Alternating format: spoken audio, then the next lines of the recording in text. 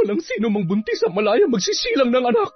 Kung namatay ang anak ko dahil sa kahiyupan ng tatay mo, marapat lamang na maging miserable ang bawat ina dito sa mundo. Alam mo, dapat magpasalamat ka pa nga eh. Dahil hanggang ngayon ay buhay ka pa.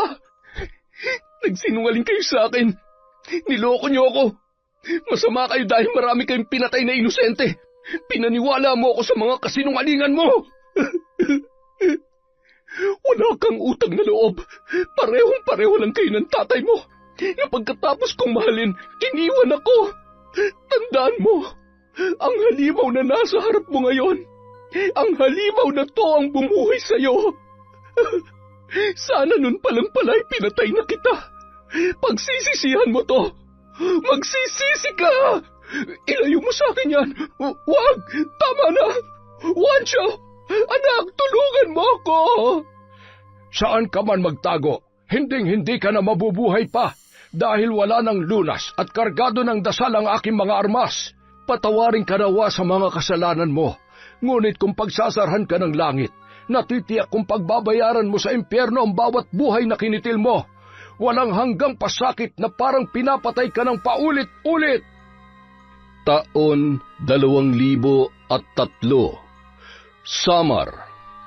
Dapit hapon, abalang nagsisiga ang isang lalaki ng mga naipon niyang dahon mula sa puno ng mangga at langka sa palibot ng kanilang bahay, kasabay ng pagliliparan ng mga alaga niyang manok sa mga sanga, at ang iba naman ay sa mga tagong limliman nito.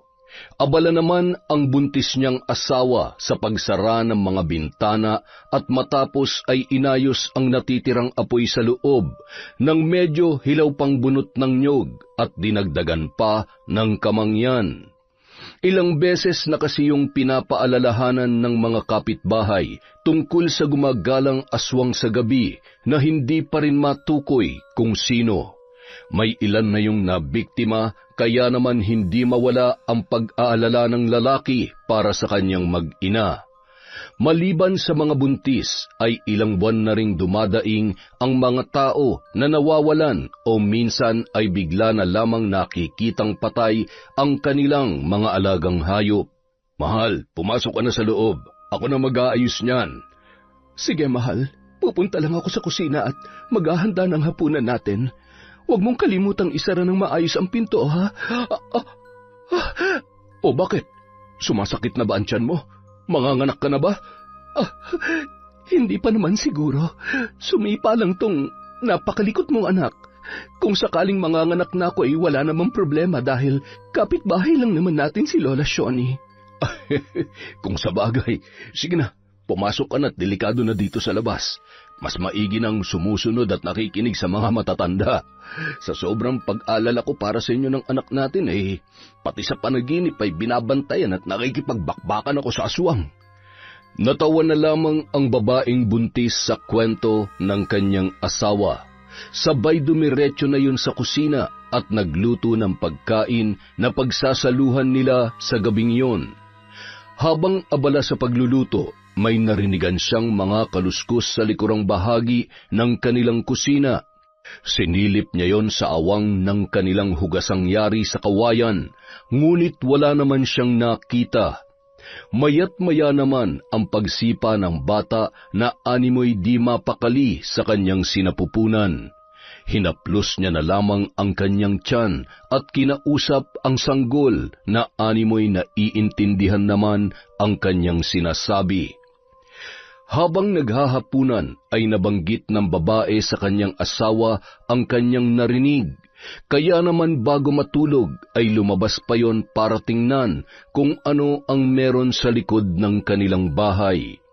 Napansin niya ang mga nayuping dahon ng kalabasa at mga damong tila ba dinaanan ng ligaw na hayop. Napabuntong hininga yon at pumasok na lamang sa loob. Hinigpitan ang pagkakatali ng pinto sa kusina para siguraduhing walang makakapasok sa bahay nila kung sakali mang totoo ang napapabalitang aswang. Bandang 12:00 ng gabi, nagising ang mag-asawa nang biglang makaramdam ng labis na pananakit ng tiyan ang babae Agad naman silang humingi ng saklolo sa kapitbahay nilang komadrona na si Lola Shoni. Sige, isang malakas na iri na lamang at lalabas na ang bata. Kasabay ng malakas na pagtulak ng komadrona sa may babang bahagi ng dibdib ang malakas na iri at ilang sandali lamang ay lumabas na ang sanggol. Ngunit nagkatinginan ang mga yon nang wala silang marinig na iyak. Kung ano-anong paraan ang ginawa ng komadrona para paiyakin at maisalba ang bata na noon ay kulay itim na ang buong katawan. Pasensya na pero walang buhay ang sanggol. Hindi patay ang anak ko. Kanina lamang sumisipa pa siya kaya imposibleng. Anak ko. Parang awa mo na huwag kang mamamatay. Huwag naman pong ganito, Diyos ko. Paano po nangyari ito, Lola Shoni? Hindi namin pinabayaan ang pagbubuntis niya. Posibleng inaswang ang batang ito. Bantayan niyo siya ng maigi. Siguradong matagal niya nang minamanmana ng mag-ina mo. Lumabas ka at humingi ng saklolo. Nandyan lamang siya sa paligid. Hindi siya titigil hanggat hindi niya nakukuha ang katawan ng anak ninyo. Agad namang sumaklolo ang ilan sa mga kalalakihang kapitbahay na mag-asawa hanggang sa mahuli nila ang isang nilalang na noon ay gumagapang sa ilalim ng kanilang silong. Nang mamataan nila ay biglang nag-anyong itim na aso na nakalabas ang mahabang dila. Pinagtulungan yon ng mga kalalakihan gamit ang iba't ibang armas na kanilang hawak. Hayop kang aswang ka! Salot! Papatayin ka namin! Oh, mag-iingat kayo! Delikado ang kalmot at laway niyan! Dapat sa'yo mamatay! Ay, lintik! Napakabilis oo! Habulin natin mga kasama! Marami mang tama sa katawan, ngunit nagawa pa rin tumakas ng nasabing aswang dahil sa bilis at lakas ng naturang nilalang. Kinaumagahan, nagsimula ng magbahay-bahay ang mga tao upang hanapin ang natitiyak nilang aswang na salarin sa lahat ng mga nangyayaring kababalaghan sa baryong yun. Nay, may mga opisyal ng barangay na umiikot at may hinahanap na aswang. May mga kasamang antingero at albularyo. May batang namatay na namang kagabi dahil daw sa aswang. Anong gagawin natin? Siguradong malalaman nila na aswang tayo. Hindi naman sila maniniwala na hayop ang kinakain natin at hindi tayo... Nay, anong ginagawa mo? Bakit ka nag-empake? Huwag ka na maraming tanong at sinasabi pa. Kailangan na nating umalis bago pa nila tayo maabutan dito. Bilisan mo. Pero Nay, paano mga alaga kong... Nay, sandali lang. Naguguluhan man, sumunod na lamang yon sa kanyang ina na noon ay paika-ika at tila nahihirapan sa paglalakad. Ayos ka lang ba, Nay? May sugat ba kayo? Bakit parang patingin nga? Ano ba naman? Nadali ako ng matalas na bagay sa gubat kaya... Maghihilom din agad yan. Huwag ka mag-alala. Halika na. Kailangan na natin magmadali. Nang gabi ring yon, bumiyahe sila papalayo sa baryo. Kinaumagahan ay nakarating sila sa isang lugar na malayong malayo na sa kanilang pinagmulan. Dito tayo maghahanap ng bagong matutuluyan. Mas ligtas tayo dito. Mahirap nang madamay dahil sa mga walang awang aswang na pumapas lang ng mga tao. Ay, paano na tayo ngayon, Nay? Malayo sa gubat at hindi natin kabisadong baryong to. Marami na ring tao at kabahayan dito, Nay. Mas malayo tayo makakagalaw dito, anak. Wala ni isang maghihinala sa atin. Yun nga lang ay kailangan natin makaisip ng paraan para makakuha ng pagkain at inumin. Di bale, Nay. Maghahanap po ako ng mapapasukang trabaho. Kayo, dito lamang muna kayo sa bahay.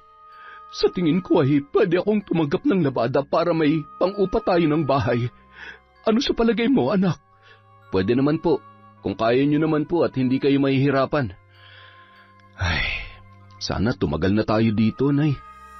Sana walang aswang dito. Nakakapagod ng madamay dahil sa kasalanan na hindi naman tayong gumagawa. Ay. Nagtanong-tanong ang mag-ina kung saan may bahay na paupahan hanggang sa may nakita silang nakapaskil. Pinupuntahan lamang yon ng katiwala para linisan. Sakto namang dating ng isang binatilyo na malayo pa ay nakangiti na. Magandang umaga po sa inyo. Naghahanap po ba kayo ng mauupahan? Pwedeng-pwede po kayo dito. Mag-iisang taon na pong bakante ang bahay na yan. Kami po ng lolo ko ang katiwala. Nasa ibang bansa na po kasi yung may-ari. Medyo luma na pero matibay pa naman po.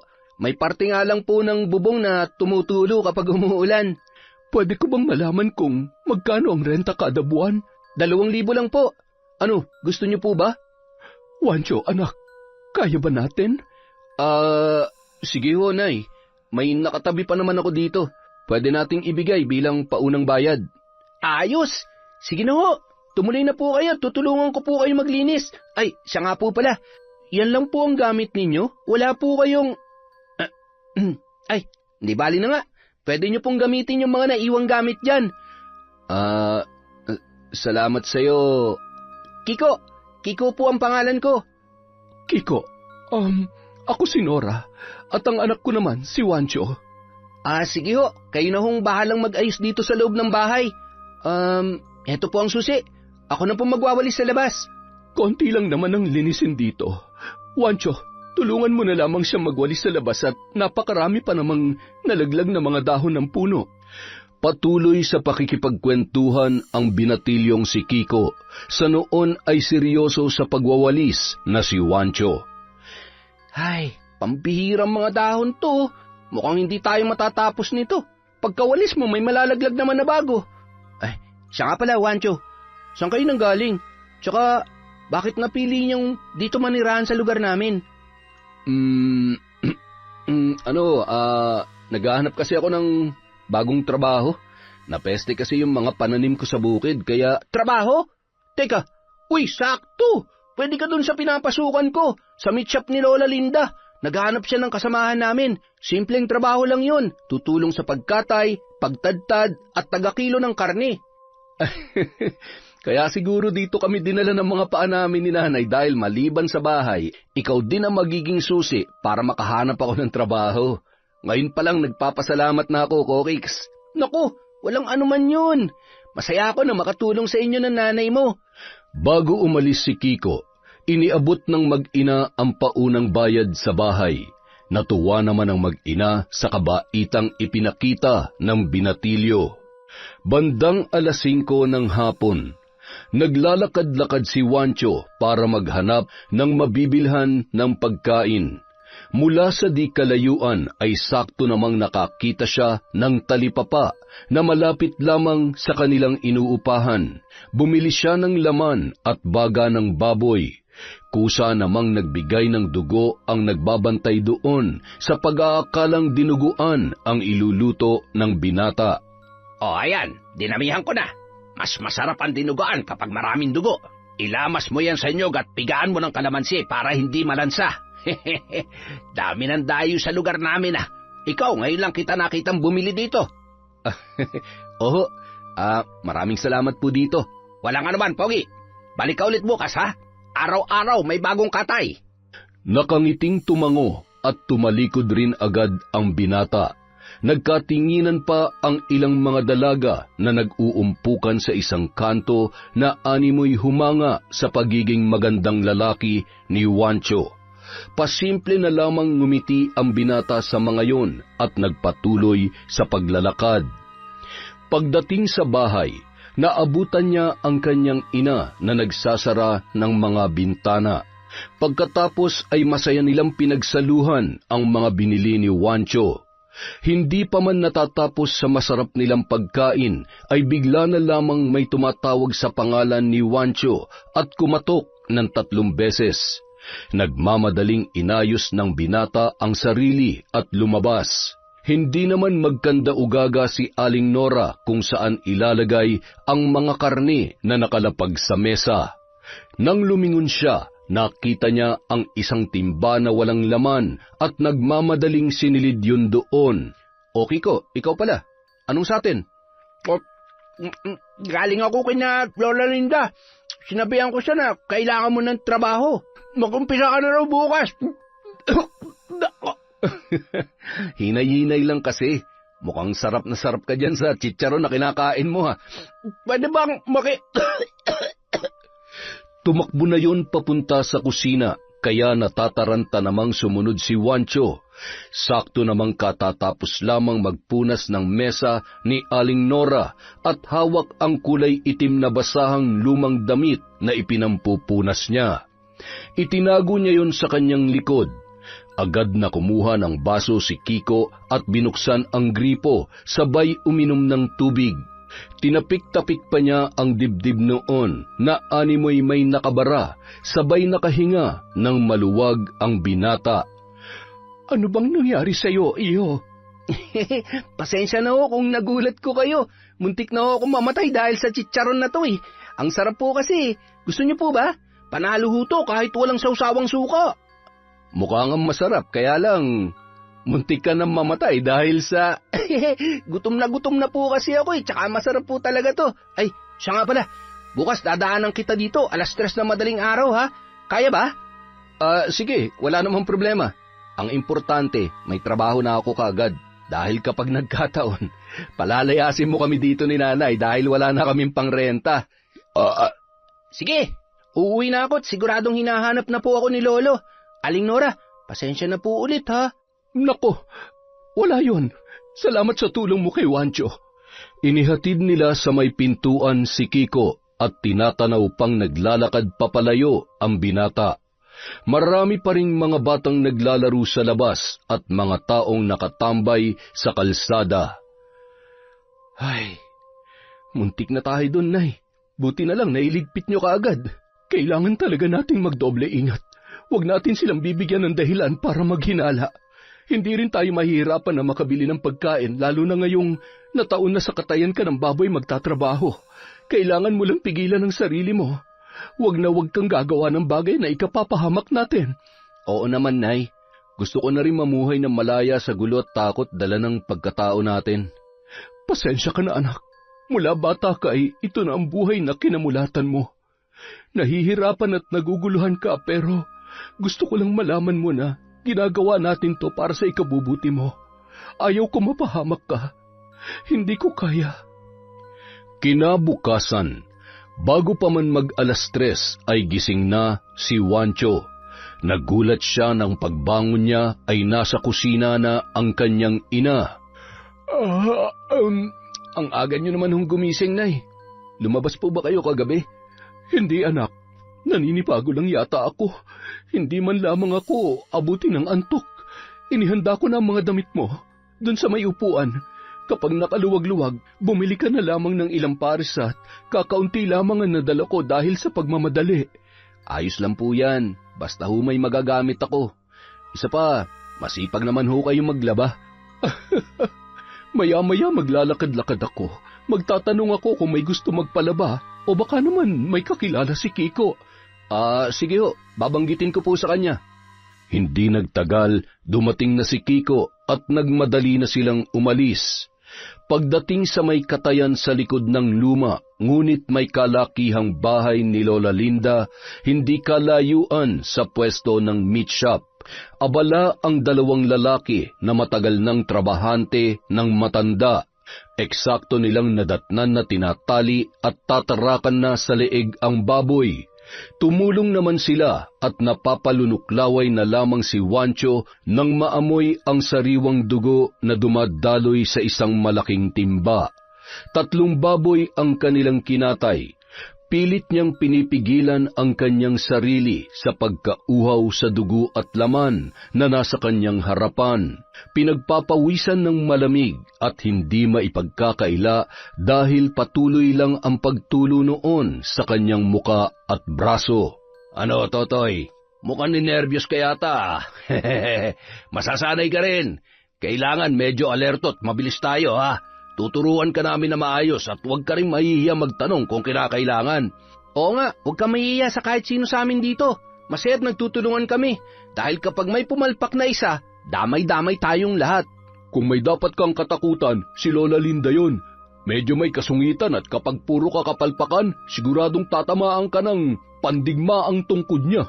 Kapag nandito yun, trabaho lang. Walang gaanong kwentuhan dahil naririndi siya sa kapwa niya maingay. Kaya kung may tao man na siguradong mahihirapan, ako yun.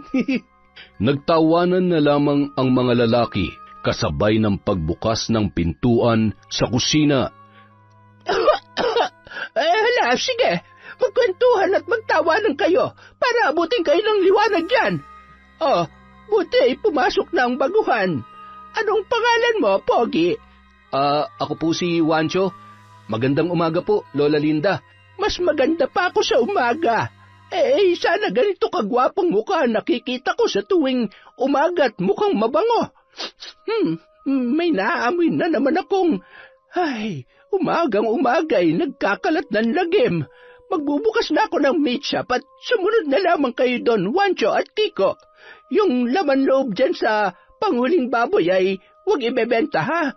May paggagamitan ako niyan. Agad na tumalikod ang matanda at dumaan sa likod na bahagi ng bahay papunta sa meat shop.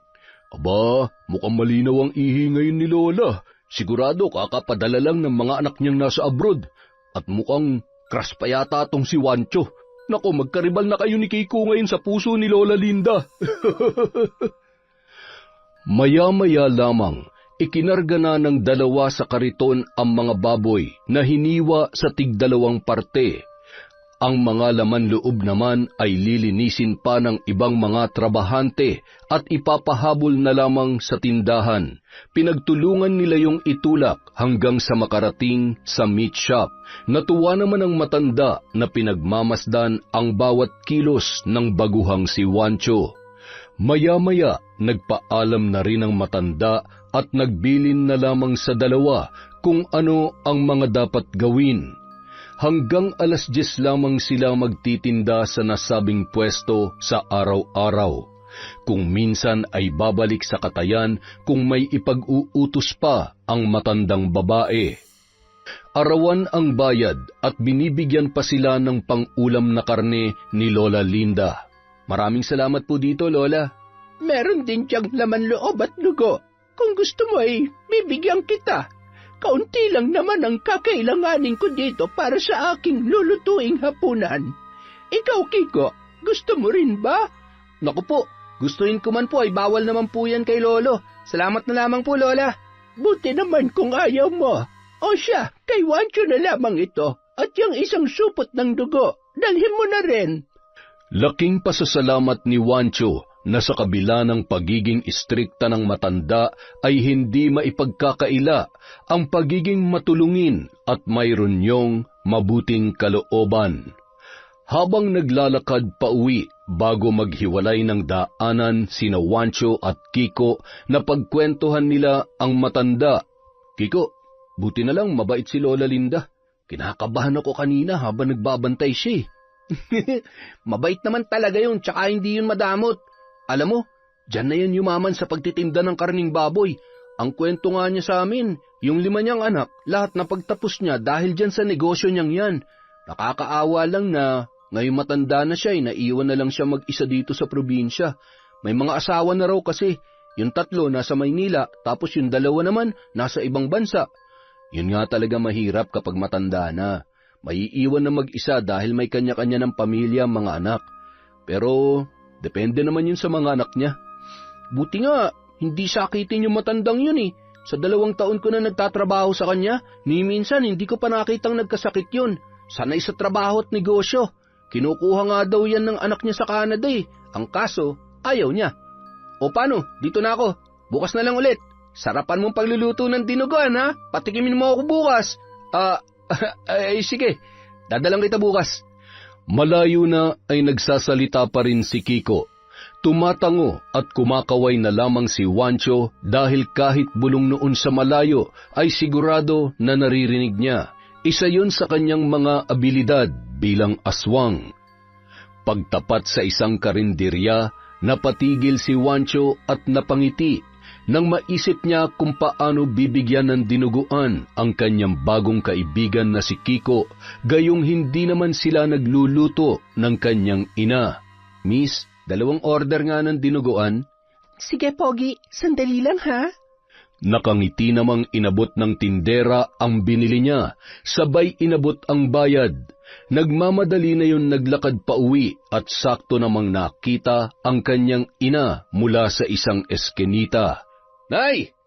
Wancho, anak, buti naman at maaga kang nakauwi. 4:00 pa lang ha. Kumusta ang unang araw mo sa trabaho? Ayos naman po, Nay. Mabait naman ho yung amo ko. Binigyan pa tayo ng panghapunan natin. Teka, saan po kayo galing? Ha? Ano? Naglakad-lakad lang para makabisa ko tong lugar. Nagtanong-tanong din ako ng pwede kong maekstrahan para naman makatulong ako sa iyo. Kahit wag na ho siguro, Nay. Ako na lang po magtatrabaho para sa atin. Nagpatuloy sa pagkukwentuhan ang mag-ina habang naglalakad pa uwi sa kanilang bahay. Pagdating doon, iniabot niya kaagad kay Nora ang sinahod niya nung araw na yon. Aba, ang dami niyang dala mong pang-ulam ha. Mabuti naman may dugo. Sa wakas ay maiibsan na rin ang pagkauhaw ko. Nanunuyo ng lalamunan ko eh. Ano to? Bumili ka ng lutong ulam? Para po yan kay Kiko. Nanghihingi kasi ng dinuguan, kaya sabi ko, dadalhan ko siya bukas. Hindi naman siguro mapapanis yan dahil mukhang bagong luto. Tsaka may suka yan. Ay, kinabahan nga po ako, Nay. Buti na lang may nadaanan akong magandang tindera, karinderya. Umayos ka dyan. Kahit anong mangyari, wag ka magkakamaling matukso sa mga babae. Kapag nagkataon ay matutulad ka sa tatay mo. Baka mamaya, iwan mo rin ako o mapahamak ka lamang. Wala nang iba pang mas magmamahal sa'yo kundi si nanay. Nay naman, masyado niyong siniseryoso. Nagbibiro lang po ako. Ay, mabuti pa kumain na tayo. Medyo marami to kaya magpapakabusog tayo ngayong gabi.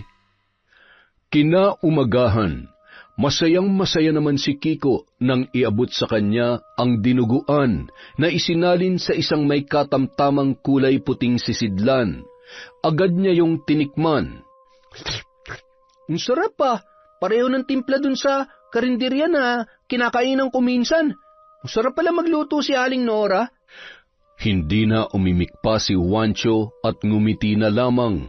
Natawa siya sa kanyang loob nang ipamigay pa ni Kiko sa iba nilang kasamahan ang dinuguan na yon.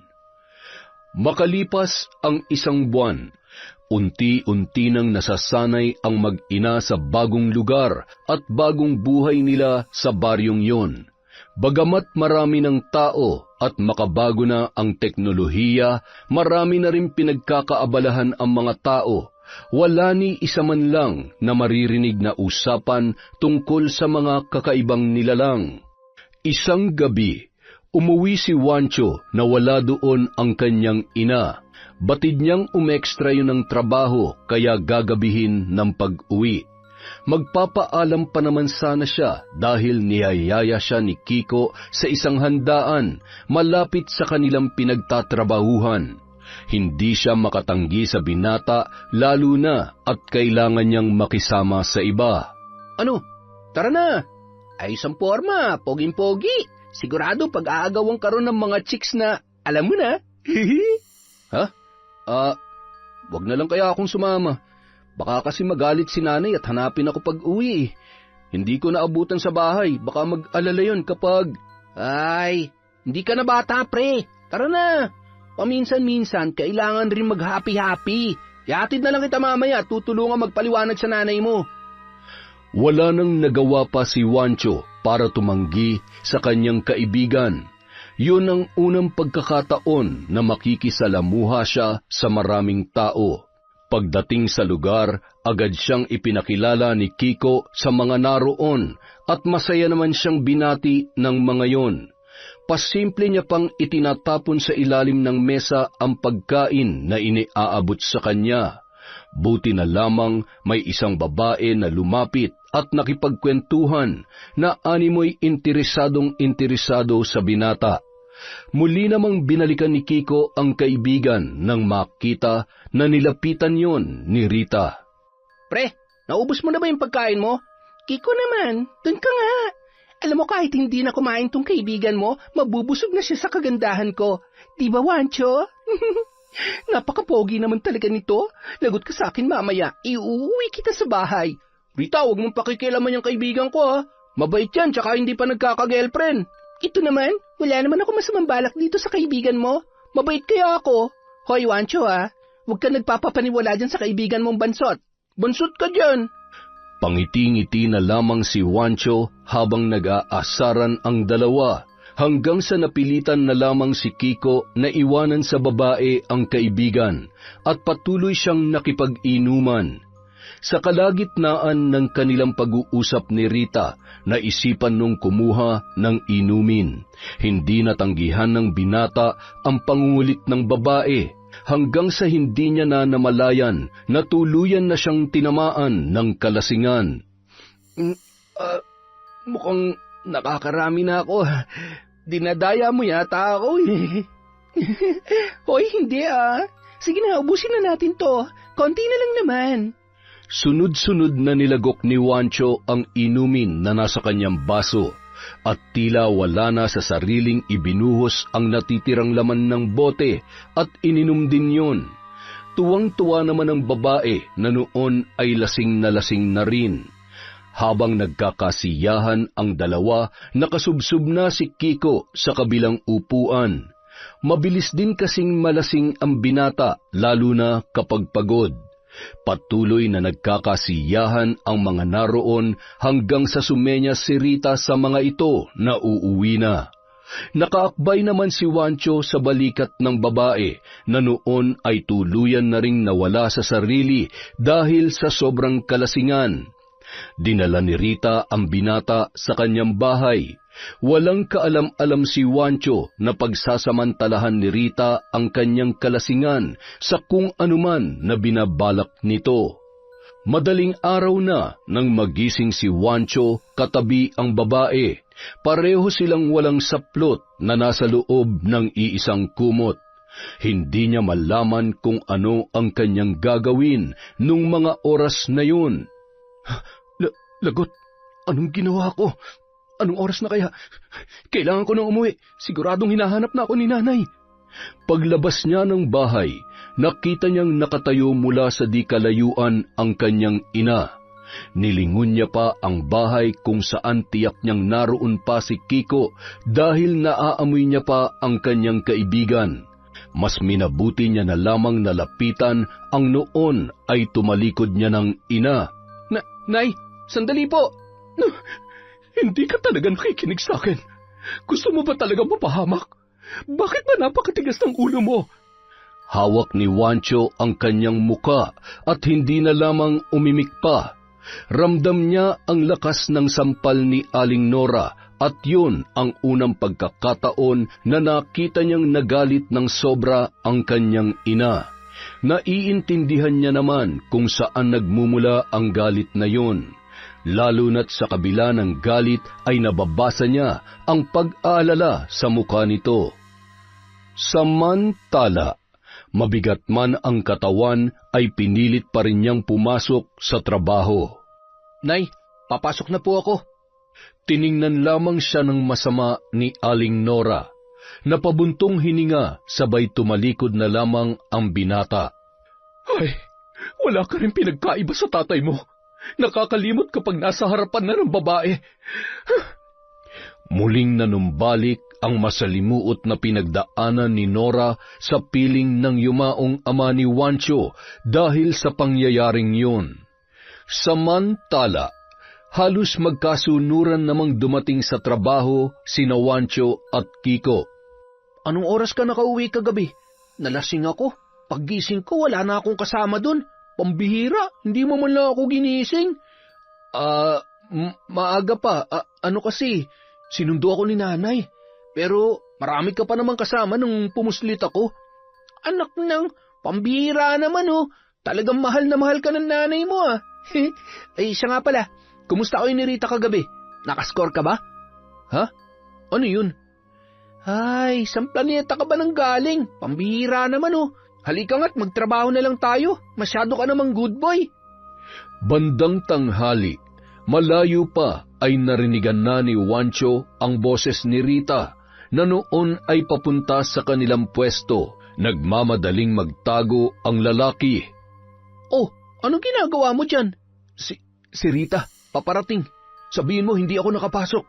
Anak nang, wala naman ah. Nananaginip ka pa yata eh. Nagulat si Kiko nang biglangan dumating si Rita at malayo pa ay nababakas niya na ang magandang ngiti ng babae. Napalitan ng malungkot na ekspresyon ang mukha noon nang makita na wala doon ang kanyang pakay. Oh, bakit? Hinahanap mo si Wancho? Oo, sanay eh. Nasaan ba siya? Wala, hindi nakapasok. Pinagod mo yata kagabi. Hoy, huwag ka namang maingay, baka may makarinig sa'yo. Pakisabi na lang kapag nakita mo siya na, hinahanap ko siya ha, at sana magkita ulit kami. Ay, oo na. Sige na, umalis ka na, at kapag nakita ka na naman ni Lola Linda dito, siguradong masisira na naman ang araw nun. Umirap pa ang babae at agad na umalis. Nang makalayo-layo ay lumabas na sa pinagtataguan si Wancho. Ay, paano kaya yan? Baka araw-araw niya akong kulitin dito. Huwag ka magpapauto dun, luka-luka yun. At ang balita ko, buntis daw. Baka mamaya ipaako sa iyo yung bata. Nako, mahirap yan, pre. Oo, buntis nga siya at hindi niya maipagkakaila yun. Hindi niya pwedeng ipaako sa akin yun dahil imposibleng, may anting-anting ka ba, Wancho? Anting-anting? Bakit mo naman na itanong yan? Eh kasi, kanina, alam mo agad na paparating si Rita. Tapos ngayon, siguradong-sigurado ka rin na buntis talaga siya. Alam mo yung lolo ko, mahilig at maalam din yun sa mga ganyan. Wala akong anting-anting. Malakas lang talagang pakiramdam ko at tungkol naman sa pagbubuntis niya, halata naman sa hulma ng katawan niya eh. Kung sa bagay, buntis? Sino ang buntis? Nakabuntis ka, Wancho? O sino sa inyong dalawa, ha? Wala po, Lola. Ang pinagkukwentuhan namin ay yung buntis po na bumili kanina. Ano po kasi, muntik niya na pong makalimutan yung sukli. Ayos lamang yon. Huwag lang yung pagbabayad ang makakalimutan at siguradong malulugi tayo. Siya nga pala. Ibalot mo nga yung atay na natitira at iuuwi ko. Nagkatinginan ang dalawa at agad namang sinunod ang utos ng matanda. Pagkuway tumalikod na yon at tila nagmamadaling umalis. Ano kayang ginagawa ni Lola sa mga lamang loob? Mag-isa lang naman siya sa bahay. Imposible namang sa araw-araw na pagluluto niya ng mga yun ay kaya niya yung ubusin. Hindi naman siya ganun kalaki. Ikaw talaga, pati ba naman yung pinuproblema mo? Ay, malay mo may mga alaga siyang hayop, mga aso o di kaya pusa. Siguro nga. Alam mo, siguro ang luwag sa loob ng bahay niya, no? Hindi pa kasi kami nakakapasok dun eh. Nung minsang kinuwento ko yun kay Lolo, ang sabi niya sa akin, baka daw may lahing ano si Lola. Ano? Aswang. Aswang? Imposible namang walang aswang dito. Sabi ni Lolo, namumuhay din daw sila bilang mga normal na tao. Meron daw masama at meron ding mababait. May alam ka pala tungkol sa mga aswang? Siguro, parang tao din naman sila. Lahat naman na nilalang dito sa lupa ay malayang mamuhay. Kung minsan nga lang, mas pinipili nilang lamunin ng kasamaan. Kaya maraming buhay ang nadadamay. Pagkatapos isara ang kanilang pwesto, ay pinasama sila ng matandang babae sa bahay nito. Pinagbuhat pa kasi sila ni Lola Linda ng malalaking tapayan na binili niya papunta sa may kusina. Yun ang unang pagkakataon na nakapasok sila sa bahay ng matanda, ngunit hanggang kusina lamang. Palingon-lingon, sabay napapasinghot si Wancho sa kakaibang amoy na nanunuot sa kanyang ilong. Matapos nilang ilagay ang tapayan sa tapat ng isang malaking pinto sa may kusina, iniabot ni Lola Linda ang sahod nila. Pagkatapos noon ay pinauwi na rin sila ng matandang babae. Saan kaya yung gagamitin ni Lola Linda? Malamang imbakan ng tubig o di kay wala na siyang paglagyan ng pera. Tara na, umuwi na tayo. Susuyuin ko pa yun, nagtatampo ko nanay. Ay, ikaw kasi. Bakit ako? Hindi ka ba nag-enjoy kagabi? Ano, Ha? Aminin. Pagdating sa bahay, agad nang inilagay sa mesa at tinakpan ng isang malaking palanggana ang dala niyang karne na magsisilbing hapunan nung gabing yun. 1 o 2 beses lamang siya nagdadala ng laman loob at dugo. Kung minsan naman, bumibili na lamang sila sa iba para hindi sila mahalata. Dahil nasa sentro sila, marami namang bilihan doon. Ilang sandali pa, agad na pinuntahan ni Juancho ang kanyang nanay sa silid nito. Nagmano siya, sabay malungkot na tinitigan ang hindi niya mabasang ekspresyon ng kanyang ina. Galit pa rin kayo sa akin, Nay. Pasensya na ho, hindi na po mauulit. Ay, at sa tingin mo, hahayaan ko pang mangyari ulit yon? Kumain ka na. Ayan ang damit mo, magpalit ka. Hindi niyo po ba ako sasabayang maghapunan? Ay, wala pa akong ganang kumain. Tirahan mo na lamang ako kung gusto mo. Matulog ka na pagkatapos mong kumain at hindi ka nalalabas kung sakaling mangyayain ka ni Kiko. Nay, huwag niyo hong pagagalitan si Kiko, ha? Wala naman po siyang kasalanan dun sa nangyari. Bakit ko naman siya pagagalitan? Hindi naman niya hawak ang isip mo. May sarili kang pag-iisip at desisyon. Ano mang resulta ng ginagawa mo ay bunga ng iyong desisyon. Ay, sige na. Isara mo ang pinto at matutulog na rin muna ako. Makalipas ang 1 linggo, naging matabang pa rin ang pakikitungo ni Aling Nora sa kanyang anak na si Juancho. Iniintindi na lamang yon ng binata, lalo na at may kasalanan naman talaga siya. Isang umaga, naisipang daanan ni Kiko sa bahay si Juancho para sabay na lamang silang pumasok. Hindi na siya makapaghintay pa na ikwento sa kanyang kaibigan ang tungkol sa nangyari sa kanilang kapitbahay. Grabe, nakakatakot. Kasi wala man na nakakaalam kung sino may gawa nun dun sa babae. Maraming sugat sa katawan na hindi matukoy kung kalmot ba yun o saksak. Malalim kasi. Tapos yung tiyan talagang nakakalat at wala na yung sanggol. Hindi malaman kung anong may gawa nun. Pero sabi ni Lolo, aswang lang naman na may kakayahang gumawa nun. Aswang? Kung sakali mang totoo yan, ibig sabihin may aswang sa baryong ito. Ngayon lang ba nangyari na may naging biktima dito sa lugar ninyo? Oo, kaya nga yung iba hindi naman naniniwala na may aswang dito eh. Ang sabi, baka yung adik na dating asawa ng babae ang may gawa. Napaka walang puso naman nun. Ay, mahirap kasi wala namang nakakita sa nangyari. Bigla tuloy ako natakot. Mahirap na, baka sa susunod na mga araw, wala nang piliin yun. Sabi ko nga kay Lolo, turuan niya ako para ako mismo maghahanap sa aswang na yan eh. Ay nako, tatadtarin ko siya na parang karni, pipinuhin ko kung kinakailangan. Hindi naman mapalagay si Juancho nung araw na yon. Iniisip niya kung sino ang aswang na may kagagawan noon. Kinakabahan na naman siya na maaaring nasa panganib na naman ang kanilang buhay, kaya hindi magtatagal ay kakailanganin na naman nilang umalis. Lalo pang nadagdagan ang kanyang mga alalahanin nang bumalik si Rita at nagtatatalak. Agad naman siyang nagtago at walang planong harapin ang babae. Alam kong nandyan ka. Huwag mo akong pagtataguan, Juancho. Pagkatapos na nangyari sa atin, bigla ka na lamang... Anong ginagawa mo dito, babaeng kalapate? Ano, litong-lito ka na ba sa kung sino ang ama niyan dinadala mo?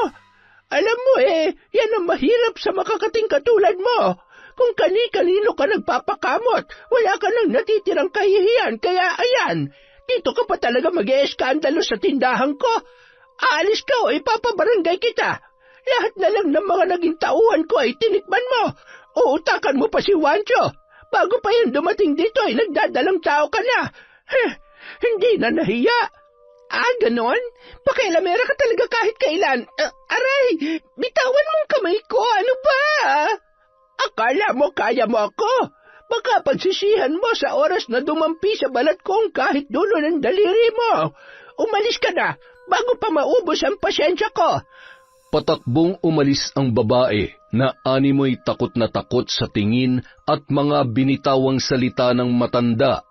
Samantala, nung mga oras na yun, mula sa di kalayuan, nakatanaw naman si Aling Nora sa mga nangyayari.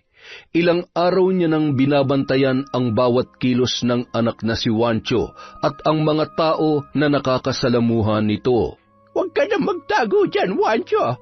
Sa susunod, pumili ka naman na matinong babae. Hindi yung, ay, ewan. Sige na, ayusin nyo ng trabaho nyo dyan. Dalhin nyo na lang ang benta ngayong araw sa bahay at linisan nyo muna na maayos dyan bago kayo magsara mamaya. Sige po, Lola Linda. Kami na po ang bahala dito. Matapos ang kanilang trabaho ay agad na ring umuwi ang magkaibigan. Nakangiti naman si Aling Nora nang matanawan ang kanyang anak. Natitiyak niyang laman loob at dugo ang bitbit noon. Hindi ka nagalit, Nay? Akin na yung bitbit mo para makakain na tayo at makapagpahinga ka na. Pasensya ka na, anak. Alam mo namang nag-aalala lamang ako para sa iyo. Gumaan na ang pakiramdam ng binata nung gabing yon. Matagal niyang hinintay na manumbalik ang mga ngiti sa muka ng kanyang ina. Bago matulog, lumabas yon sa may kusina. Bilog na bilog ang buwan. Naalala niya na kung nasa liblib na lugar lamang sila ay malaya silang makakapagpalit anyo at makakapaghanap ng sariwang pagkain sa gubat. Mula nang sila'y lumipat sa bagong tirahan, kapag kabilugan ng buwan ay nilalabanan niya ang kanyang sarili sa puwersa na mahirap pigilan. Ramdam niya ang init ng kanyang katawan habang tinitingala ang liwanag ng buwan. Kapansin-pansin ang paghaba ng kanyang mga kuko sa kamay at paa. Butil-butil na pawis ang noon ay tumutulo sa kanyang buong katawan. Hindi niya maiwasang umalulong kasabay ng mga aso sa ilang mga kabahayan. Nung mga oras na yun, isang malaking itim na aso ang lumundag sa isang bintana. Ilang minuto pa ang lumipas pagpasok ni Juancho sa loob ng bahay ay ngumiti pa siya na tumingin sa pintuan ng kwarto ng kanyang ina bago pumasok sa kanyang silid at natulog na. Matapos magpalit ng damit, agad naman nang nakatulog ang binata. Samantala, hindi mapakali si Rita sa kanyang higaan. Kahit anong paypay niya ay tila ba hindi man lamang naiibsan ng init na kanyang nararamdaman nung mga sandaling yon. Ay, ano ba naman yan? Gabi na nga ako naligo pero bakit napaka-alinsangan? Nakailang palit na ako ng damit Kainis! Napatigil yon sa pagdaing nang marinig niya ang kalampag sa kanyang bintana at tila ba mga kalmot sa dingding ng kanyang bahay, nayari sa tabla at matitibay na kahoy. Sino yan? May tao ba dyan? Pwede ba kung nandyan ka para manakot? Pwes, hindi ako natatakot sa'yo. Kung talaga matapang ka, doon ka kumatok sa pinto. Pagbubuksan kita. Ilang segundo lamang, 3 malalakas na pagkatok ang kanyang narinig. Sinindihan niya ang kandila sa may sala dahil naputulan na naman siya ng kuryente. Wala kasi siyang pambayad. Hindi pa rin kasi siya binibigyan ng sustento ng totoong ama ng batang nasa kanyang sinapupunan. Agad naman niyang binuksan ang pintuan. Sa halip na tao ay isang malaking aso ang bumungad sa kanya. Agad siyang sinunggaban ng nilalang na yon. Unang sinakmal ang kanyang leeg, dahilan para hindi makahingi ng tulong ang babaeng buntis na nasa 3 buwan pa lamang ang tiyan. Ilang sandali pa, bumalik sa normal na anyo ang aswang at nakangising hinahawakan ang tiyan ng babae. Nagngilid ang luha ni Rita habang inaaninag ang muka ng isang babae hanggang sa unti-unti na yung nalagutan ng hininga. Inilabas ng babae ang kanyang dila at nagmistula yung matalas na bagay na bumaon sa puson ni Rita at nilantakan ang maliit na nahuhulma pa lamang na bata sa kanyang sinapupunan. Hindi pa yun nakontento, gamit ang kanyang kuko ay hiniwa niya ng tuluyan ang tiyan at doon ay walang pakundangan niyang nilantakan ang laman loob ng naturang babae. Muli yung nagpalit anyo bilang isang napakalaking aso. Hinila ang katawan ng babae gamit ang kanyang mga matitibay na pangil papalabas sa loob ng bahay noon. 3:30 ng madaling araw, pasipul-sipul na dumaan sa tapat ng bahay si Kiko, papasok sa kanilang trabaho. Napatigil siya nang maaninagan ang tila ba nakahandusay sa tapat ng bahay ni Rita. Dala ng kuryosidad, lumapit siya at nang maaninagan kung sino ang taong yon, ilang segundo pa ang kanyang hinintay para tuluyang makalabas ang boses sa kanyang bibig. Tulong! Tulong! Agad naman naglabasan at nakiusisa ang mga tao na hindi rin makapaniwala sa sinapit ni Rita. Pangalawa na ito. Buntis ang tinitira ng nilalang na nasa likod ng mga nangyayaring ito. Ay, Diyos ko po, hindi ito normal na paraan ng pagpatay. Wala nang natitirang takot sa Diyos at di man lamang naawa sa biktima. Kahit naman ganyan si Rita ay hindi naman yata makatarungan na mamatay siya sa ganyang paraan. Ay, kawawa naman. Mukhang tama nga si Lolo. Aswang nga may gawa nito. May mga aswang na rin sa baryo natin.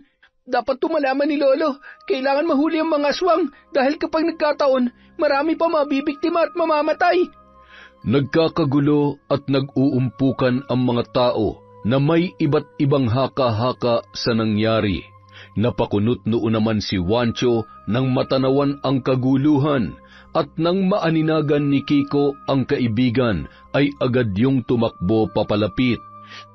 Wancho, patay na si Rita. Pinatay siya ng... halos magkapareho ng paraan ng pagpatay sa buntis noong nakaraan. Ha? Ano? Sino may gawa nun? May nakakita ba?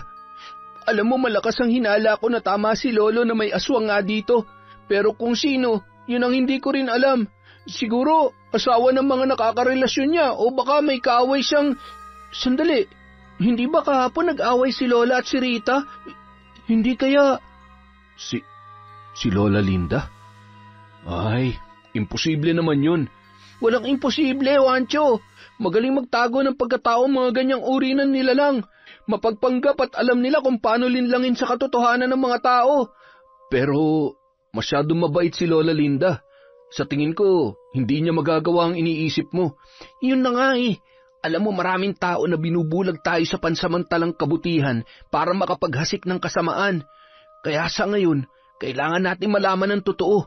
Kailangan kong tulong ni Lolo at sana tulungan mo rin ako na hanapin ang aswang na pumapatay ng mga buntis dito sa baryo. Ano, Wancho? Ay, sige, tutulungan kita. Sa ngayon, pumasok na tayo sa trabaho. Magmadali na tayo at siguradong iinit ang ulo ni Lola Linda kapag naunang gumising yun sa atin. Halika na, bilis. Tumakbo na tayo. Hindi batid ni Kiko ang pagkabahala ng kaibigan. Hindi mawala sa kanya na paghinalaan din si Lola Linda, lalo na't ramdam niya ang galit ng matanda sa babae. Anong klaseng aswang kaya siya? Hindi namin siya kauri. Pero alam ko na may itinatago rin siyang sekreto. Pero kung siya nga may kagagawan nito, siguradong may malalim siyang dahilan. Hindi lang dahil sa nagkasagutan sila kahapon. Ay... Iba ang tingin ng magkaibigan sa noon ay matamlay na si Lola Linda.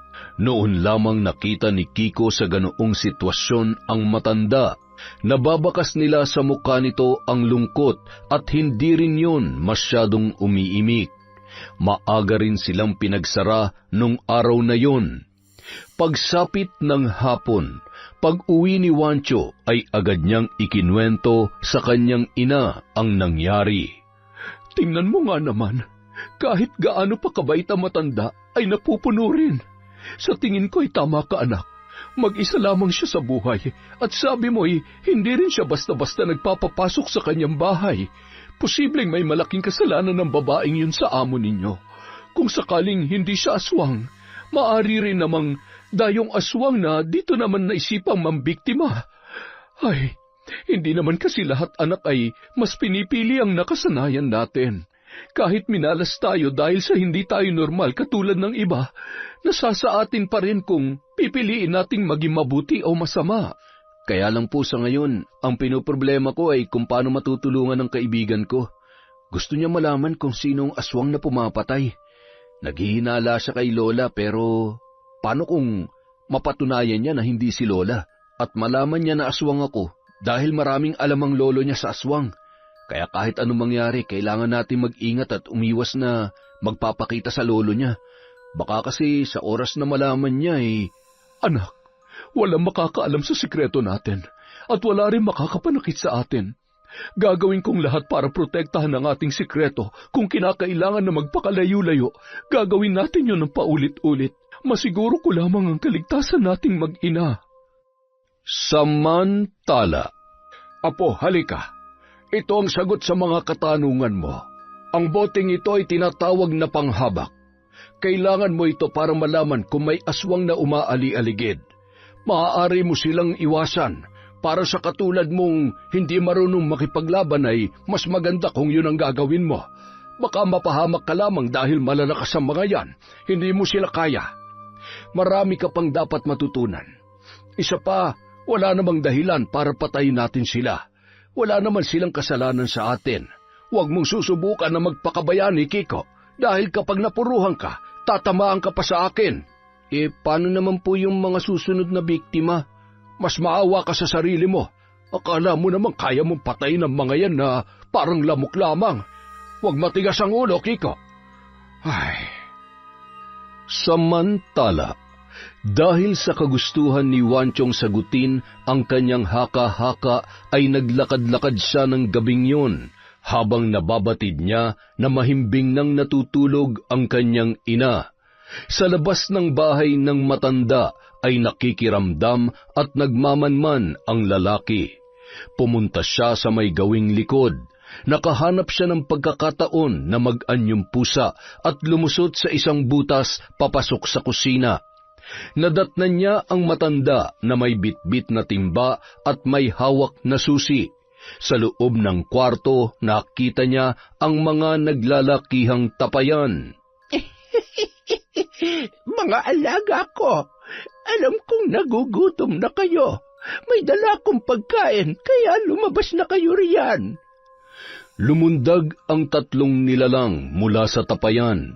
Kakaiba ang mga itsura noon kesa sa karaniwang aso at kambing, ngunit may pagkakahawig ang mga yon. Paatras kong maglakad at walang kasing sayang nilantakan ang dalang karne na inilagay ng matandang babae sa sahig. Busugin niyo ako ng swerte at kayo naman ay bubusugin ko ng... Napatigil ang tatlong sigbin nang maramdaman ang presensya ni Wancho na nagmamasid bilang isang malaking itim na pusa. Lumabas ang mga yon sa kanilang silid na animoy naislantakan ang pusa na noon ay namumula ang mga mata. Sandali! Saan kayo pupunta? Bumalik kayo sa tapayan, ngayon din. Pati pusa ay gusto ninyong patulan para naman kayo mga ginugutom. Ay...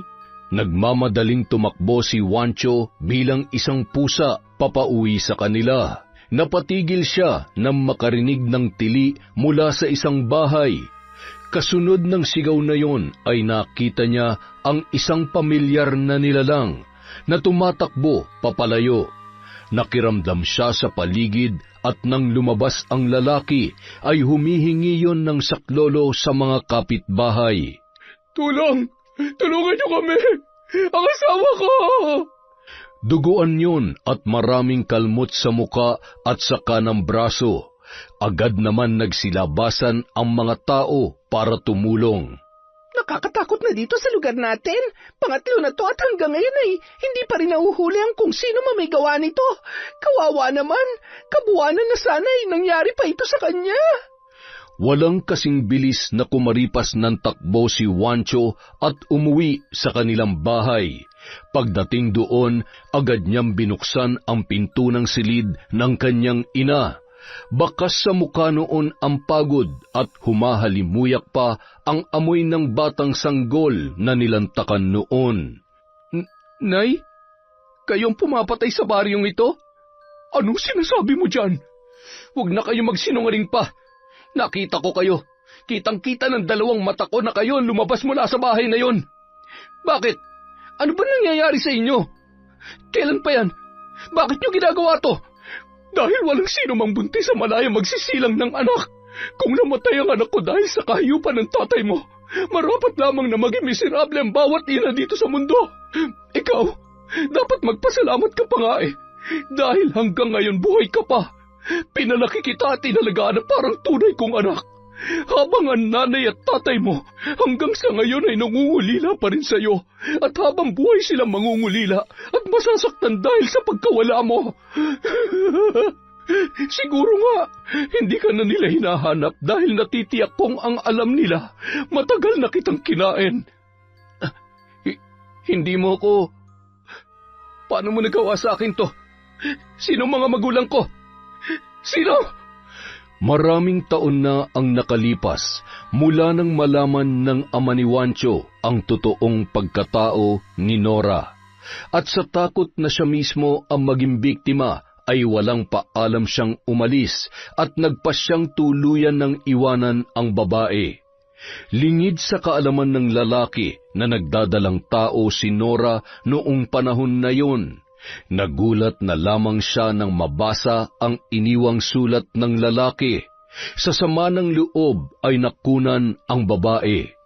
Yun ang naging dahilan kung bakit inilaan niya ang panahon niya para muling hanapin ang lalaking nag-iwan sa kanya sa loob ng 3 taon, hanggang sa matagpuan niya yon na may bago ng kinakasama. Wala siyang mapaglagyan ng sakit at galit nang makitang masayang-masaya ang ama ni Juancho sa piling ng bagong babae na napili nitong makasama, at higit sa lahat ay nagdadalang tao na rin yun. Isang araw matapos ipanganak ay sinugod niya ang mag-asawa sa bahay at kinuha ang inosenteng sanggol. Wala man lamang nagawa ang mga yon para ipagtanggol ang kanilang sarili at iligtas ang anak nila sa aswang na si Nora. Patuloy sa paghagulhol si Juancho at masayang-masaya naman si Nora na inaalala kung paano niya nakuha ang batang kinilala siya bilang isang tunay na ina. Ano ba? Tumigil ka na sa kakaiyak. Ayaw mong tumigil, ha? Sige, total gutom naman na ako. Mas mabuti pang kainin na kita. Dahil ipinagkait sa akin ng mga magulang mo ang pangarap kong pamilya ngayon. Hindi rin sila magiging masaya. Dahil papatayin din kita. Ano ba? Anong tinitingin mo, ha? Huwag mo akong ngingitian ng ganyan dahil kahit katiting na awa, hindi ko dapat maramdaman sa'yo. Wala ka rin karapatang mabuhay sa mundo. Napahagulhol na lamang si Nora nung mga sandaling yun. Hindi ako dapat kamuhian, kundi ang mga magulang mo. Dahil sila ang dahilan kung bakit ako nagkakaganito. Kung naniniwala kang ako na ang pinakamasamang nanay sa mundo, sana noon pa'y pinatay na kita. Sana hindi kita inalagaan. Sana matagal na kitang hinayaang mapahamak. Nagsinungaling kayo sa akin. Niloko niyo ako. Masama kayo dahil marami kayong pinatay na inosente. Pinaniwala mo ako sa mga kasinungalingan mo. Paano ako naging aswang? Paano ako naging halimaw na katulad mo? Ano naman ang silbi kung hindi ka magiging halimaw na katulad ko? Wala kang utang na loob. Parehong-pareho lang kayo ng tatay mo, na pagkatapos kong mahalin, iiwan mo rin ako. Tandaan mo, ang halimaw na nasa harap mo ngayon, ang halimaw na to ang bumuhay sa'yo. Sana noon pa pala ay pinatay na kita. Pagsisisihan mo ito, pagsisisihan mo! Nanlilisik ang mga matang umalis ang kanyang kinikilalang ina sa loob ng mahabang panahon. Hindi mawari ni Juancho ang sakit na nararamdaman nung mga oras na yon. Hindi siya pumasok sa trabaho. Magulo ang isip at hindi niya rin alam kung ano ang dapat gawin. Samantala, Ano kaya nangyayari kay Juancho? Bakit hindi siya pumasok? May sakit kaya ang batang yun? Ay, kawawa naman. Siguro kailangan na natin magdagdag ng trabahante para May araw na makakapagpahinga ang iba sa inyo. Mahirap nga lamang humanap ng matino at mapagkakatiwalaan. Ay, baka kapag nagkataon ay may pakain ko pa yun sa mga alaga kong sigbin. Ho? May alaga po kayong sigbin? Oo, huwag ka maingay at sikreto lamang natin yon, ha? Ang mga yan, matagal na sa akin. Pampaswerte lamang. Kapag mabuti ang may-ari, ay hindi naman mapanganib mag-alaga niyan. Yung yumao kong asawa ay naniniwala na ang mga sigbin talagang dahilan kung bakit naging maganda ang takbo ng negosyo namin. Pero sabi nga kailangan sabayan ng sipag at utak. Siya, mamaya ay daanan mo si Wancho. Kumustahin mo at dalhan mo ng lulutuing ulam, ha? Kawawa naman, siguro pagod na pagod na. Lola, pwede rin po ba akong mapagod bukas? Medyo nararamdaman ko na rin po kasi ang sakit ng katawan ko Aray, Lola naman. Hindi pagod yan. Wari ko'y katamaran yan. Ayusin mo ang trabaho mo at dodoblehin ko ang sahod mo ngayon dahil mag-isa ka lamang dito. Siya nga pala, anong balita tungkol sa bagong pinatay? Kumpirmado na nga bang aswang ang may gawa noon? Opo, Lola. Nakita raw po mismo ng asawa ng pinatay na buntis. Sugatan nga rin po yung lalaki. Ay, Lola, hindi kaya nakakawala yung sigbin mo sa gabi? Akala ko ba'y kumpirmadong aswang? Bakit naman nadamay ang mga sigbin ko? Kulang kaya ata sa balos ng tungkod ko Sa tinagal-tagal ko na dito, ngayon lamang nangyari yan. Wari ko'y hindi taga rito ang aswang. Isang dayo mula sa mga karatig lugar kung saan talaga naman marami pa ring aswang. Akalain mong dumayo pa sila dito? Ay, dapat na lang talaga tayo mag-ingat.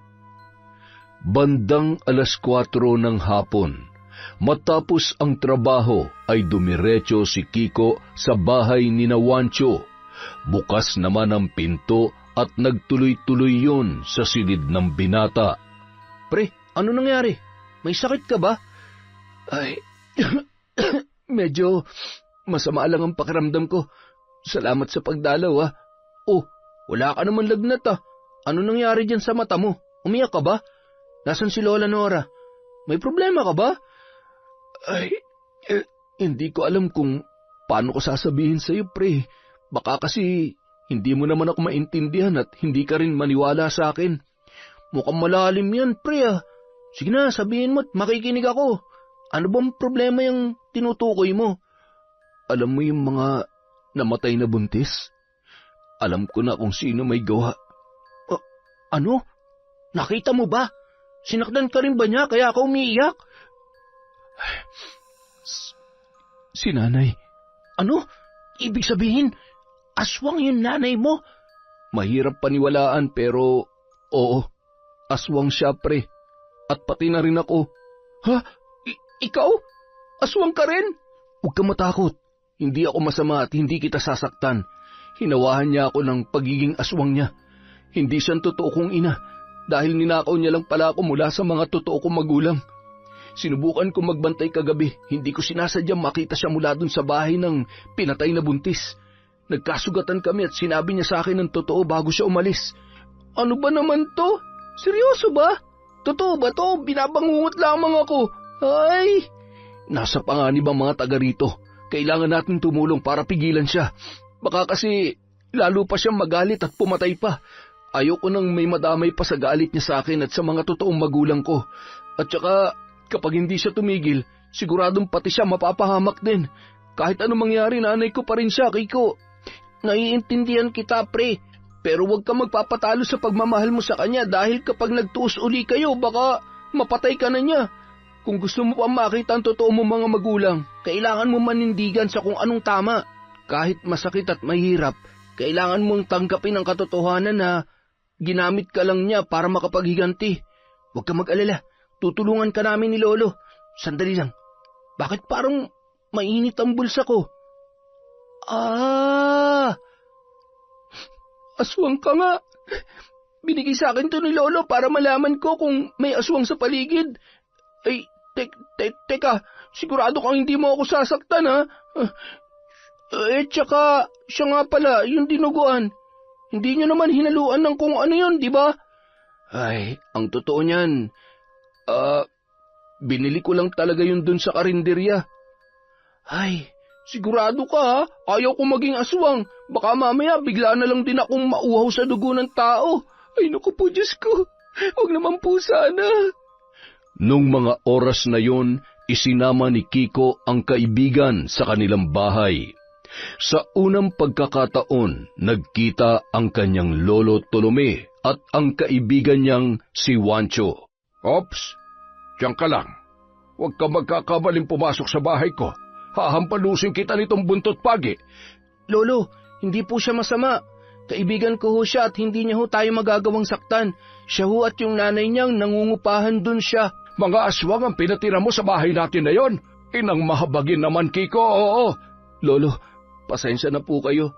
Pero gusto ko lamang pong malaman nyo na nandito po ako para patunayan sa inyo na wala ho ako masamang hangarin sa mga tao dito sa lugar ninyo.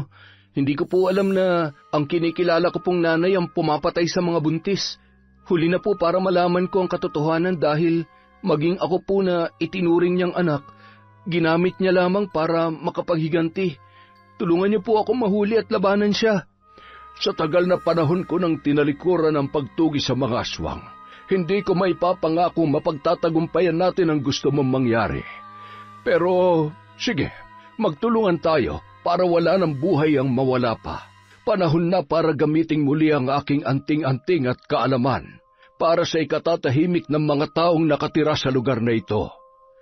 Inilabas ng matandang lalaki ang matagal niya ng itinatagong mga armas na pamatay ng aswang. Iniabot niya ang punyal sa kanyang apo at isang itak na kulay tanso. Nakipag-ugnayan sila sa opisyal ng barangay sa planong pagdakip sa aswang na si Lola Nora at paalalahanan ang bawat kabahayan na magdoble ingat. 12:00 ng gabi, patuloy sa paglalakad ang tatlo nang biglang may humarang sa kanila na isang malaking itim na aso. Agad yun nagpalit anyo at walang kasing lakas na tumawa na animoy hindi man lamang natatakot sa mga armas na bitbit ng mga taong nasa kanyang harapan. Talaga namang naghanap ka pa ng mga kakampi. Para ano? Para patayin ako? Yun ba, Wancho? Hindi mo man labang ba inisip kung anong pwede mangyari sa kanila? Ano kaya kung lapain ko na ang bawat parte nitong kaibigan mong... Bitawan mo ako! Hindi mo sa akin makukuha ang punyal na ito! Hindi pala, ha? Ano, lalapit kayo o ako mismo magtatarak ng punyal na ito sa hambog na lalaking ito? Nay, tama na.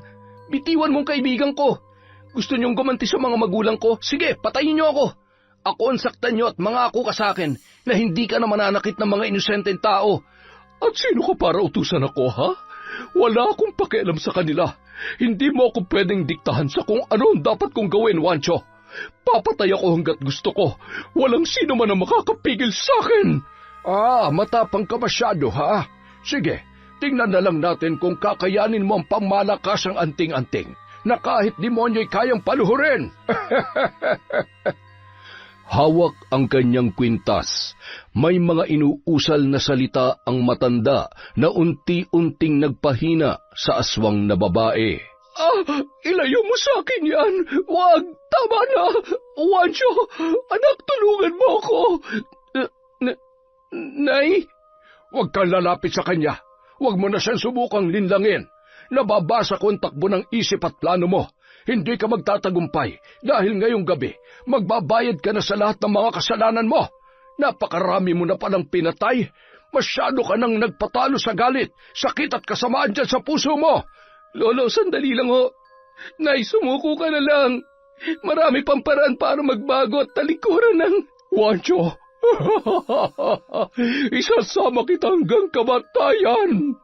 Nang makita ni Kiko ang nakaambang mahahabang kuko ni Nora, ay tumakbo siya at hihilahin na sana ang kanyang kaibigan.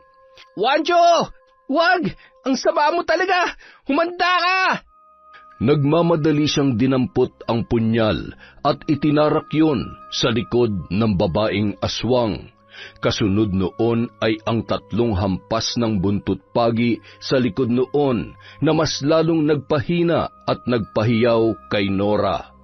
Muling dinampot ni Kiko ang punyal. Gigilitan niya na sana ng leeg ang babae nang mabilisan niyong nagpalit anyo at kumaripas ng takbo. Saan ka man magtago, hinding-hindi ka na mabubuhay pa dahil wala ng lunas at kargado ng dasal ang aking mga armas. Patawarin ka nawa sa mga kasalanan mo, ngunit kung pagsasarhan ka ng langit, natitiyak kung pagbabayaran mo sa impyerno ang bawat buhay na kinitil mo. Walang hanggang pasakit na parang pinapatay ka ng paulit-ulit. Nakarating yun sa paanan ng isang bundok, malapit sa isang malalim na ilog. Ramdam na ramdam niya ang bilis ng panghihina habang gumagapang sa mabatong bahagi. Unti-unting sumasagi sa isip niya ang masasayang sandali na kasama ang nag-iisang lalaki na minahal niya sa kanyang buhay. Tumatak sa kanyang isipan na dahil sa pagmamahal na yun ay tuluyan na siyang nabulag sa kasamaan. Ngunit sa huling sandali ng kanyang buhay, napagtanto niya na si Juancho, ang batang pinagkaitan niya ng masaya at malayang buhay kasama ang mga totoong magulang nito, ang nagpatunay sa kanya ng totoong pagmamahal. Patawarin mo ko, Diyos ko. Sana'y bigyan niyo ng pagkakataon na mabuhay si Juancho. Mahal ko siya. Minahal ko siya sa kabila ng lahat. Patawarin mo ko, anak. Sana'y mailigtas ka pa nila. Dumanak ang dugo sa batuhan. Kasabay ng pagkalagot ng kanyang hininga ay ang malakas na buhos ng ulan. Unti-unting tumaas ang tubig hanggang sa matangay ang katawan ng babae. Pinagtulong-tulungan naman ng mga kalalakihan na buhatin ang katawan ni Juancho papunta sa bahay ng maglolo. Juancho, lumaban ka. Hindi ka pa pwedeng mamatay. Marami pa tayong baboy na kakatayin, uy. Hanapin pa nga natin yung nanay at tatay mo, eh. Mahanap natin sila, kaya lumaban ka. Tumabi ka nga, Kiko. Hindi pa yan mamamatay. Lumayo-layo ka't ayaw ko nang nagagamot ako ng natataranta. Hinubad ng matanda ang isa sa kanyang mga kwintas at isinuot yon sa binatilyo. Ilang sandali lamang nagkamalay na si Juancho. Si nanay, magpalakas ka muna. Kailangan mo ring tanggapin na nakatakdang mangyari ang mga bagay na ito para malaman mo ang kwento sa likod ng pagkatao mo. Maaaring mahirap dahil minahal mo siya at kinalala bilang tunay mong ina. Ngunit sa kabilang banda, wala nang mas masaya pa kung makakasama mo ang totoo mong mga magulang na matagal nang nangungulila sa iyo. Pre, napulot ko ang kwintas na ito. Sa tingin ko, isa to sa makakatulong sa atin para mahanap sila. Kung ang babaeng ito ang nanay mo, yung katabi niya, yun ang tatay mo. Marahang pinagmasdan ni Juancho ang kwintas na may hugis puso at sa loob noon ay mayroong 2 larawan. Kung makikita ko silang muli, matatanggap kaya nila ako? Isa na rin akong aswang katulad ni Nanay Nora. Huwag ka mag-alala. May pag-asa ka pang gumaling dyan sa pagiging aswang mo. May kilala kong albularyo na makakatulong sa'yo. Hindi magiging madali dahil sa mahaba-habang proseso ng panggagamot, ngunit kung bukal sa kalooban mo na magbagong buhay at yayakapin ng liwanag, walang imposible, bata. Makalipas ang 1 linggo, tumungo sila sa nasabing albularyo. Sa ngalan ng Ama na makapangyarihan sa lahat, lisanin nawa ang katawang lupa ng lalaking ito ng itim na kapangyarihan at mailuwa niya ang bertud ng aswang.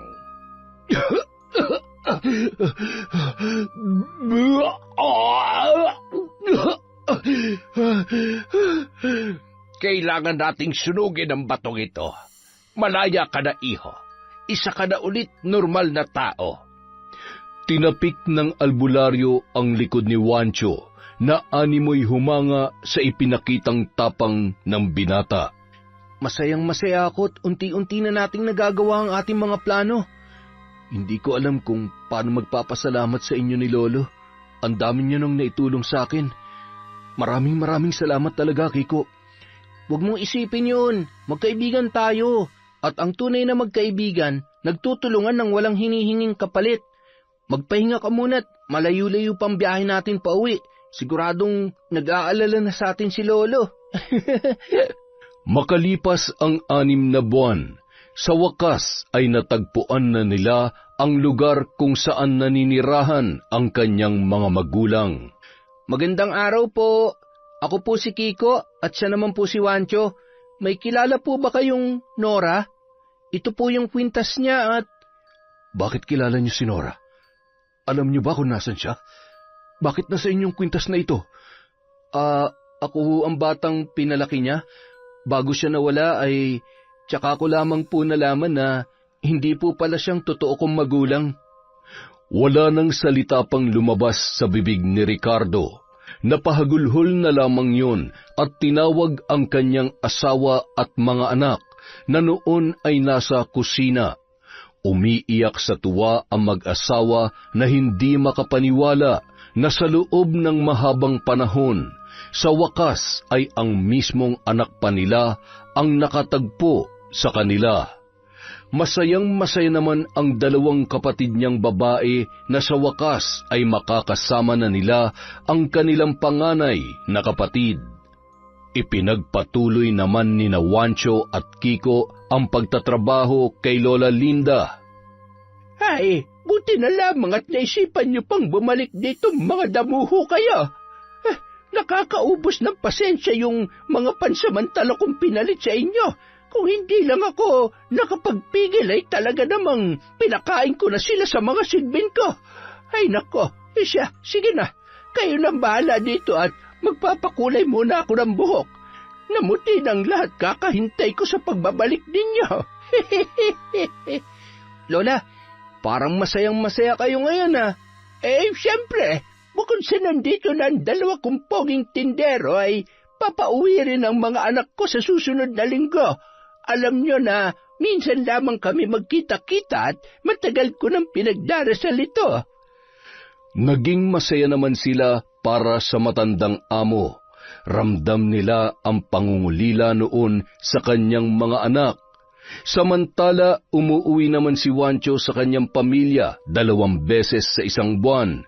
Sa kagustuhan ni Lolo Tolome na ituring na rin siyang apo, ay doon na siya pinatira ng matanda sa bahay ng maglolo.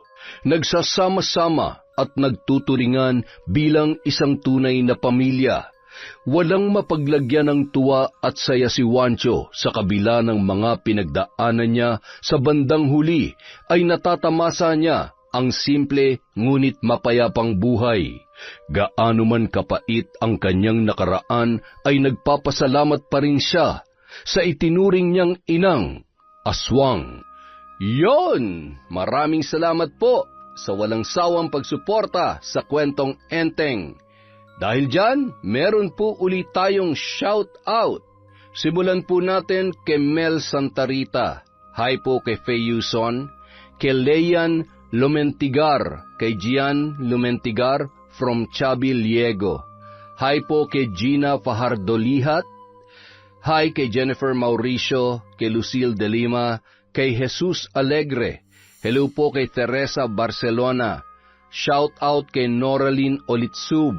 Kay Angeline Ignacio, kay Carlo Casapaw, hello po kay Romeo A. Marcelino at Arian Gay Leonora. Hi po kay Chef Abel Sheria Ada Matawaran from Justina Benliro. Hi po kay Mercedita Balana Reyes. Shout out po kay Jessica Rojas, kay Tita Serrano, kay Teresita Perjes. Hi kay Connie Cacalda, kay Sally Roldan, kay Veronica Tana, kay Chat Advincula, kay Kimusi Girl, Asbiron, hi kay Jonah Angelica, hello po kay Jennifer Sacris, kay Mamiliana Nalugon, shout out kay Rosalie Estose, kay Chodolfo Velasco, kay Digna BL, Hi kay Chris Alcantara, kay Chona Baynosa, kay Gabi ng Lagim. Hello po kay Rowena Enriquez. Shout out kay Larry Gumangan from UAE, kay Giselle Colamar, kay Beth Mercado. Hi kay Tita Tessie, kay Maricar Dayag, kay Irish Caballes, kay Ryan De Los Santos. Hello po kay PTK Rose Amar. Hi kay Leonardo Agbayani Jr., kay Denzel Inderes, kay Ashley Domingo. Shout out kay Delia Hoxing, Alfreda Alano, sa mga nakikinig sa Town Square, sa Daan Bantayan at kay Jenaline Rodrigo. Hi po kay Shobe TV. Hi kay Gay Somodio, kay Cheryl Olpus, kay Lilia Bautista. Hi kay Marites at Benson Sumanting. Hello po kay Endring Montuerto, kay Venus Ravas, kay Sakinia TV. Hello po kay Zairab Sharif. Hi po sa Tidoy family from Alma Tidoy, kay Mavis Tempest. Hello po kay Salvi Isubol, kay Edita Ganigan, kay Imelda Cervantes. Shout out kay Evelyn Reyes sa Galedo family from Rai, Active Worms, Marilina Cervantes. I Love Traveled, kay Jubongs at Amihan Kabodbod. Hi kay May Mags, kay Dores Orpeza, Antonio Orpeza, kay Johan at kay Joseph, kay Ray, Billy, Jenny May at Lucy Buendia, kay Rani Viray. Hello po kay Jaya, Genevieve, Bernadette, Marjorie at Aljon from General Trias Cavite.